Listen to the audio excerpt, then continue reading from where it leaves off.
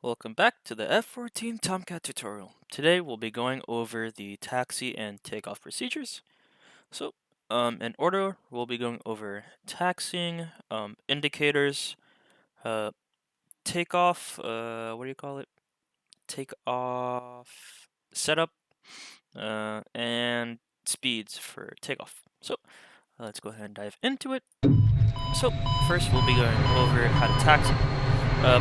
How to taxi is quite simple.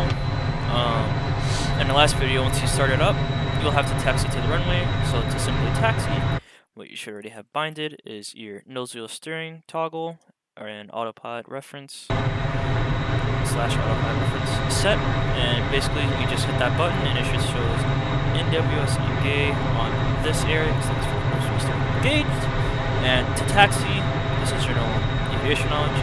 Simply apply some throttle and steer using your rudder pedals.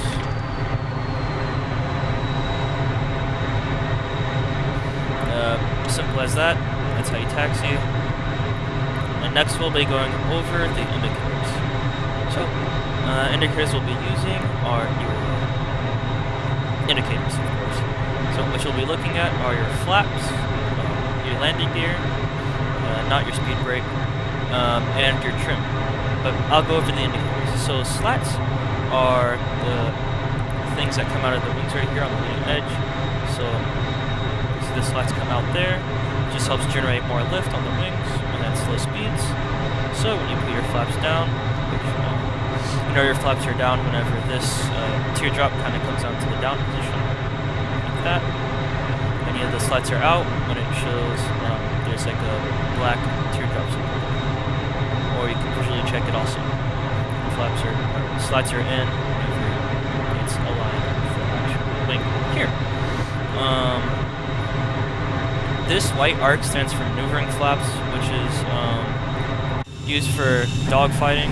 So if I hit maneuvering flaps down, which you'll see if I put the maneuvering flaps down, which only go through this white arc, you'll see that the slats come out a bit and that the flaps come down a bit. That's all it stands for. It's automatically deployed in dogfighting when you're at slow speeds, and you usually use it for takeoff whenever you're not heavily loaded with weapons or anything, just because flaps can be overkill and you can kind of pitch really high after takeoff. So sometimes, or most times, I'll use maneuvering flaps for takeoff. Those are for N, L, and R stands for nose, left, and right landing gears. When it's white like this, that means that the landing gears are down. When it's black, which you'll see after takeoff, that means that they're up.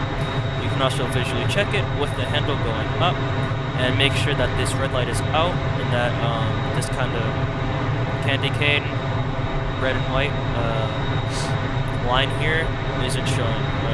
If the red light is showing on here, or the kind of caution symbol is on here, that means that it's in transition. When it's black, that means it's up. This is speed brake. When it's in, it's in. When it has dots, that means it's either not fully deployed or in deployment. And when it has a black square, that means it's fully out. This will be relevant for what do you call it? Landings. So when it's in, it shows in. Right. Important for speed brake, you have to hold it to deploy it. If you just tap it once, it only goes out a little. It doesn't fully deploy, so you have to hold it until it shows its black square on it. And to retract it, you only have to tap it once. So if I just tap it once, then it goes in fully, unlike having to hold it. That's just important for landings, because you might forget to hold it. Next we'll go over trim. So these needles are for our pitch and roll, and this is for our yaw. Pitch trim is if we use trim wheel up, you'll see both the needles go up, and the increments, which are 2, 4, 6, so it's in increments of 2s. If I pitch down with the trim, you can see it goes down. You want the trim to be set on 0. If you use aileron trim, then you can see the needles start to overlap and stuff. Basically, I'm just going to keep it here because that's at like around 0 trim. if you change it and it's not correct, you'll see when you take off and you start rolling, then you just kind of trim it in midair. It also shows our inputs, so if I pull a stick up dramatically, you'll see it goes up and down. If I roll it, see it. Rudder trim, the needles move left and right, self-explanatory stuff. And up here, these triangles stand for our spoilers. So if our spoilers are out, the triangles will kind of be pointed upwards, as you can see, and you can visually check it. And if the spoilers are down, or not deployed,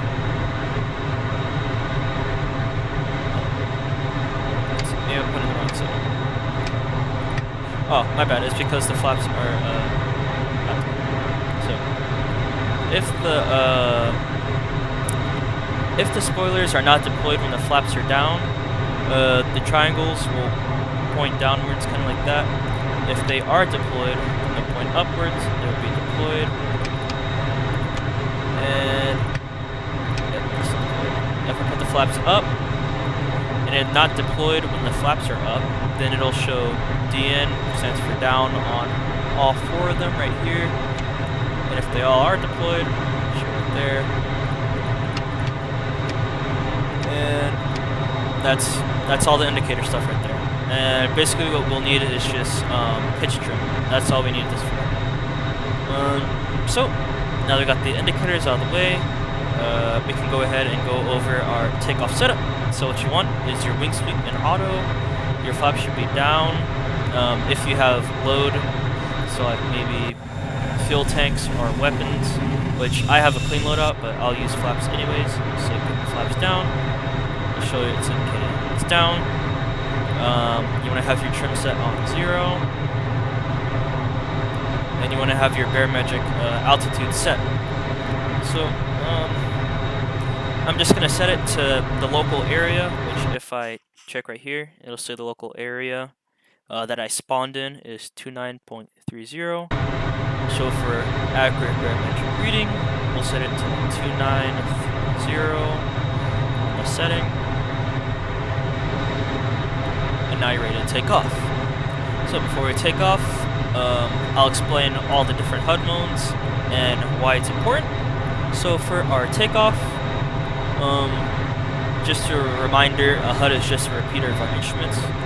So on the right shows our radar altitude. I don't like to use my radar altitude since it's measuring directly from the bottom of our plane to the ground. The barometric, when set to the correct pressure outside, will be more accurate than the radar altitude. So that shows our radar altitude. Some people like to use it, I don't. This is our VSI, which is right here. It's just a repeater of that. This is our pitch ladder in increments of 5, and this is our heading tape at the top. And this obviously is our aircraft indicator, kind of nose. And if we switch our takeoff mode, which stands for TO, which we use for takeoff, after you take off, you will set it to cruise mode, which basically just removes the stuff that we really don't need for in-flight. It just kind of gives us the necessities. So it declutters our HUD, which it only gives us 30-degree increments on both our VDI and our HUD. So it'll be like 30, 60, 90, 30, 60, 90. And it'll leave our heading tape at the top, so that way we can navigate. I'll explain air-to-air and air-to-ground in the weapons tutorial, and LDG stands for landing.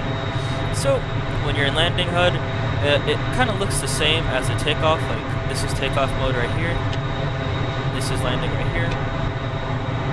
Difference is that E right there. That's used for landings, and that is our velocity vector, which I will go over in the landing tutorial. Just know that we'll need to use takeoff mode. So use takeoff mode, and the main thing we'll need is our pitch indicator, our heading indicator, and our VSI. Which, after we take off and we have everything set, we can just set it to cruise.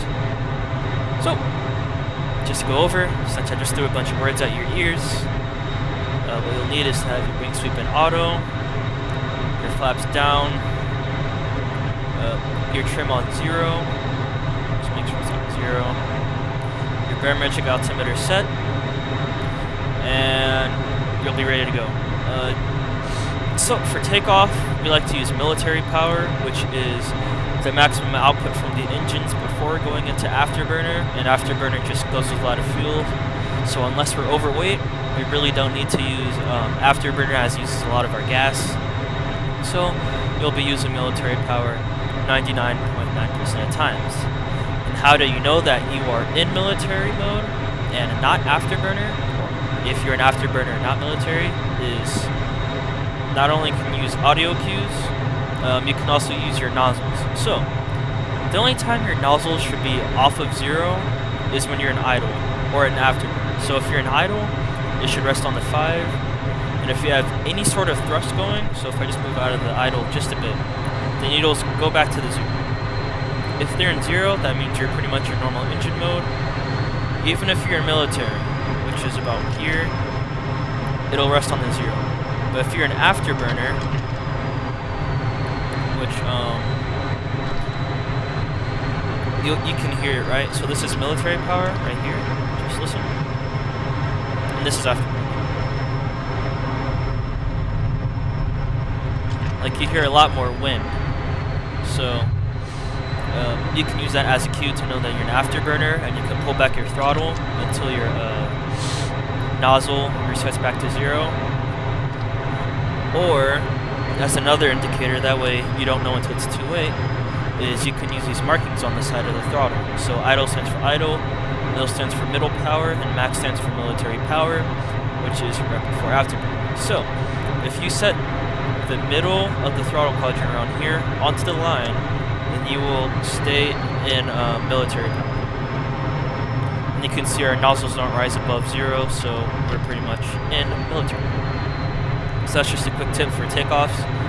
That way you don't go into afterburner if you don't want to. So I just threw a lot of words at your brain. So we're just going over this one more time, now that I completely went over everything. You'll taxi. You should have your nose wheel steering on takeoff. So your nose wheel steering should be on. Your wings should be in auto and at 20 degrees. Your flap should be down. Your trim should be at 0. Your altitude on the barometric should be set. And you're ready to go. So now, go over takeoff speeds. Last thing I'm going to throw at you. At 100 knots, you turn your nose wheel steering off. At 130 knots, you start pulling back on the stick. That way you can get some lift on your plane. At 150 knots, your wheel should start coming off the ground and you put your gears up. As soon as you see a positive rate of climb, a constant positive rate of climb. And at 170 knots, you can go ahead and put your flaps in. So we'll just go over and take off now. So put your brakes on. You usually do this whenever you're in a flight of more than one. That way you can indicate to your wingman that you're about to roll. So you put it to medium power, which should be around 90%. That way your wingman will know that it's time to go, and he'll throttle up right after you, and then you say that your wheels are out. Once you take off your brakes, you immediately put it into military power. You know we're in military power because our nozzles are not above 0. We're rolling, we're rolling. We're keeping ourselves straight with rudder. 100 knots, we put our nose wheel steering off. We start pulling back. 50, yeah, we're off. We'll bust our balls for that. Again. Gears up, flaps up. I didn't anticipate the wild pitch up because I was so light. Usually you'll have like weapons or drop tanks on the bottom of your plane that'll kind of stop that wild pitch up. But after you take off, you'll kind of want to hold a nice 10 degrees of pitch. That way you can kind of climb nice and smooth. You set your HUD to cruise mode. That way you can have only the necessities. Your VDI will also change to 30 degrees of increments. So instead of having the VDI is always in 10 degrees of increments, unless you're in landing mode. Then it'll show 5 degree increments too. But when you set it to cruise, it'll keep your 10 degrees of increments, but it'll remove it off the HUD. That way it's kind of nice and clear and you can see in front of you. And now you can put your throttle back so your wingman can catch up with you, and now you just took off. So I'm just gonna go over something that's kind of relevant to takeoff, so you can leave the video if you want to. But a way to know that your trim, or my bad, wrong topic.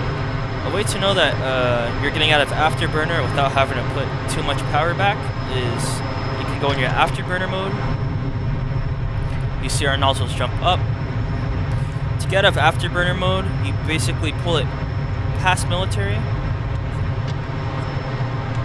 right, until our nozzles dive down back to 0, and then you can put it back up military. Right, so if I just go a bit over, you can see our nozzles jump, pull it back until it points back to 0, and then put it back to military. So that's the takeoff tutorial with a little bit of information. Alright, so now you can go ahead and move on.